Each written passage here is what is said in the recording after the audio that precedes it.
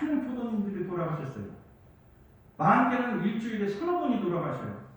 그러면 부교무인 저는 장례식장으로 49제로 얼마나 바빴는지 모릅니다. 그러다 보니까 제가 마치 생자는 필멸이라고 하는 이것에 대해서 달관해버린 것 같더라고요. 또 한편 생각해보면 아마 장례식장과 화장장에 있는 사람들은 저와 같이 생자 필멸이라고 하는 이 현상에 대해서는 아주 저보다 더 달관했을 것이다, 이런 생각이 들더라고요. 그렇지만 그곳에 계신 분과 저와 달라야 한다는 것이 하나가 있었습니다. 그것은 바로 생과 사의 원리가 무엇이냐라는 것입니다. 생과 사가 반복되어가는 그런 현상 속에서 우리가 원리를 발견하지 못한다면 우리가 어떻게 예습과 복습을 훌륭하게 해낼 수 있을까, 이런 생각이 들어집니다. 수도인이 구하해야 될 바, 마음을 알아서 마음의 자유를 얻고 죄복의 이치를 알아서 죄복을 임의로 하고 마지막으로 생사를 원리를 알아서 생사를 해탈하라는 것이 수도인이 갈구해야 될 바입니다. 우리가 갈구해야 할 바도 마치 생사의 원리를 알고 생사의 해탈을 하라고 하는 것입니다. 기독교에서는 죽음을 구원이라는 것과 연결을 시킵니다. 죽음이라고 하는 것은 곧 삶의 결과이자 대가로서 그리스도의 사랑과 용서로서 영원한 생명으로 인도하십니다. 그렇기 때문에 그리스도에게 영원한 삶을 얻고자 하려고 한다면 그리스도에 대한 굳은, 더 큰, 더 강력한 믿음을 요구하고 있는 것이죠. 소태산 대종사님께서 가르쳐 주신 삶과 죽음에 대한 원리와 해탈을 노래한 것들이 많이 있습니다. 삶과 죽음을 예찬한 시와 같은 노래, 무엇이라고 생각하세요? 제가 한번 시를 불러볼까요? 생멸 없는 고향으로 떠나시는 님이시여, 고락 없는 그곳에서 잠시 편히 쉬옵소서. 이 세상의 애착탐착 모두 다 놓으시고 청정한 마음으로 고이고이 쉬옵소서. 자취 없는 고향으로 떠나시는 님이시여, 떠나심도 다시 오실 약속이라 믿사오니 새 몸으로 이 세상에 또다시 오실 때엔 성불제 중 그 신성은 더욱 굳게 세우소서. 제가 오늘 설교 준비하면서 삶과 죽음을 예찬한 노래가 어디가 있을까 하고 많이 뒤져봤는데 성가에 다 있어요. 삶과 죽음의 원리에는 인과라고 하는 변화가 있습니다. 삶에서 가장 큰 변화가 무엇이겠습니까? 우리가 살면서 가장 큰 변화, 바로 죽음입니다. 죽음이 우리 삶에서 가장 큰 변화이고 마지막 순간이라고 할 수가 있죠. 역사는 변화를 통해서 발전한다고 하는 것처럼 인간이 영원 불멸하다고 하는 것은 바로 변화가 있기 때문에 가능한 것입니다. 죽음을 통해서 우리는 크게 발전하는 것이죠. 죽음을 통해서 더 발전하지 않으면 우리는 영원히 살 이유가 없어요. 진급해야 되죠. 중생의 탈을 벗어서 성불에 이르는 그 변화의 길을 올라가야만 되는 것이죠. 오늘보다 더 발전되기를 원하고 내년은 금년보다 더 발전되기를 원합니다. 그런데 미래 생을 우리가 알고자 하는 것이 참 묘연해요. 나의 미래가 어떻게 될 것인가, 나의 다음 생이 어떻게 될 것인가에 대해서 잘 감이 안 잡히죠. 그래서 대종사님께서는 아주 쉽게 말씀하십니다. 조금 전에 법어를 공독하신 것처럼 금년과 내년이 별게 아니다.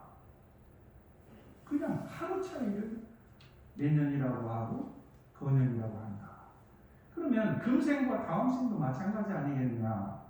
그것을 더 짧게 그 간격을 줄여보자면 바로 내가 오늘 분별 없이 자버리지만 내일 아침에 눈을 떠보면 또 그대로 내가 아니냐. 밤을 지내고 아침에 해를 맞이하는 것 같다. 옷을 한번 갈아입는 것과 똑같다. 이런 말씀을 하셨단 말씀이에요. 그런데 전 가만히 생각해 보니까 더 정확하게 우리가 하루를 지내면서 알 수 있는 것을 생각해 보니까 오늘 밤을 내가 맞이할 때 내가 오늘 낮에 어떻게 살았느냐라고 하는 것이 확실해지더라 말씀이죠. 오늘 하루를 내가 어떻게 잘 살았느냐는 오늘 밤의 결과가 나온다. 이런 말씀이에요. 그래서 이러한 오늘이 내일보다 더 나아지고 금생이 내생이 금생보다 더 나아지려고 하는데 가장 중요한 힘이 작용하는 것이 바로 서원일념이다. 청정일념이다. 라는 말씀이에요. 서원이 없이 어떻게 진급이 되고 청정한 일념이 없이 어떻게 현실의 고난을 뛰쳐나갈 수가 있겠습니까? 그러면 어떻게 서원일념과 청정일심의 그 힘을 발휘할 수 있겠는가? 어떻게 하면 서원일념이 되고 어떻게 하면 청정일심을 발휘하겠는가? 우리가 죽음 앞에서는 삶을 겸허하게 바라보고 모든 것을 평화롭게 내려놓는 우리의 마음자금이 필요합니다. 그러한 태도가 필요합니다. 가례식 과정과 그동안의 천도제를 지내면서 우리 친자녀들께서 어머님께 올리는 고사의 내용을 읽고 그 광경을 바라보았습니다.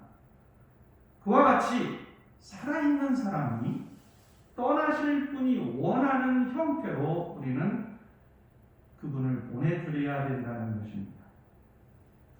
우리가 가진 어떤 후회나 죄책감이 남기지 말고 애착, 탐착을 다 모두 놓고 떠나실 수 있는 박고은 여가의 권리를 여기서 있는 우리가 지켜드려야 한다는 것입니다.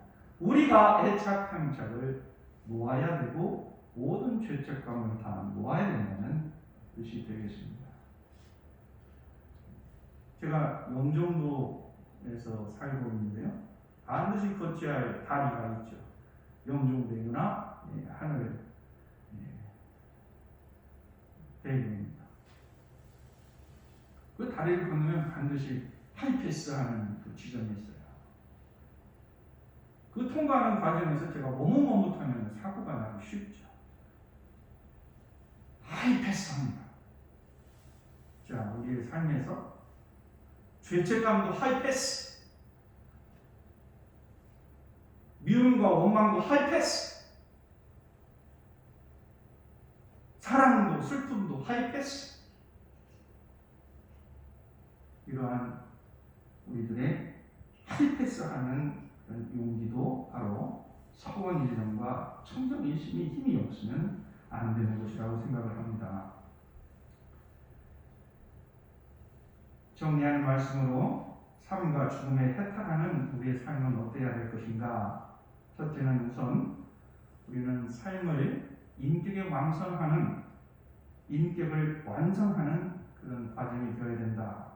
하루하루의 작은 실패나 작은 성공들의 경험, 우리가 겪는 고통과 시련, 이런 것들을 다 받아들여서 죽음에 이를 그 순간까지도 우리는 끊임없이 인격 완성, 즉 보살도에 이르고 성불 제중하는 그 인격을 완성할 수 있도록 끊임없이 노력하는 그런 것이 우리가 삶과 죽음을 해탈하는 내용이 될 것이다.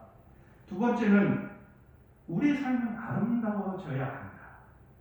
우리의 삶이 아름다워야 된다. 추해서는 안 된다. 즉 아름답다고 하는 것은 선하게 착하게 살아가는 것입니다. 착하게 산다고 하는 것은 또 훌륭하게 산다는 것입니다.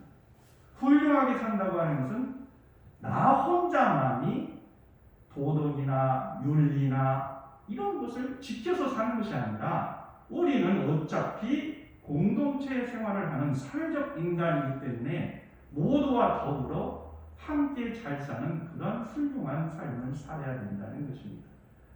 모두와 함께 은혜롭게 은혜를 나누면서 그 공동체 생활을 이루어야 된다는 것이 바로 삶과 죽음의 문제에 있어서 해탈한다. 이렇게 볼 수가 있습니다. 자기의 이기심을 가지고 자기의 욕심을 가지고서는 공동체 생활에서 함께 할 수가 없습니다. 특히나 요즘과 같은 코로나 팬데믹 이 시기에 있어서 어찌 우리가 나만이 잘 살 수가 있겠습니까? 모두가 힘을 합해서 잘 사는 것이 이것이 바로 삶과 죽음의 문제에 통달한 사람의 태도라고 생각을 합니다. 끝으로 가장 중요한 삶의 행위는 우리들의 사랑에서 나와야 된다. 인간의 행위가 바로 이기적이 아니라 이타적이어야 된다. 우리가 열정을 쏟아서 에너지를 다 쏟아서 추구하고자 하는 재색 명리 이것도 이타적이어야 한다. 재색 명리가 나의 것만을 되기 위해서 노력을 한다면 자멸이다. 재색 명리도 다 모두가 모든 사람들을 위한 재색 명리가 되어야 된다. 이런 생각이 들어요. 저의 후배이면서도 친구와 같은 어머니 추타원님이라는 분이 열방을 하셔서 제가 장지에 갔었습니다. 다 장지에서 모든 의식을 마치고 나니까 한 조카 되는 분이 나오셔서 대중을 향해서 간절하게 공지하는 내용이 있어서 감동의 눈물을 흘린 적이 있었습니다. 그 집안에 돌아가신 우리 추타원님의 조카뻘 되는 그 사위가 다른 나라 그 여성을 하고 이제 결혼을 해서 사는데 집안에 인사를 못 드리고 있는 거예요. 재혼을 해가지고 그 사람하고 살아가는 것이 부끄러워서 떳떳하게 식구들에게 친척들에게 인사를 못하고 있었다. 그러니 이 추타원님이 돌아가시기 전에 그 말씀을 하셨다고 그래요. 내가 죽거들나 사람들이 다 모였었거나 그때에 이 두 사람이 인사하게끔 해라. 그래서 이 두 사람이 떳떳하게 편안하게 살 수 있도록 하고 여러분들은 이 새로운 부부에게 격려와 사랑을 줄 수 있도록 해라. 이런 말씀하시고 돌아가셨다고 해요. 그래서 그 말씀을 전달하는 자리가 바로 잔지에서 있었습니다.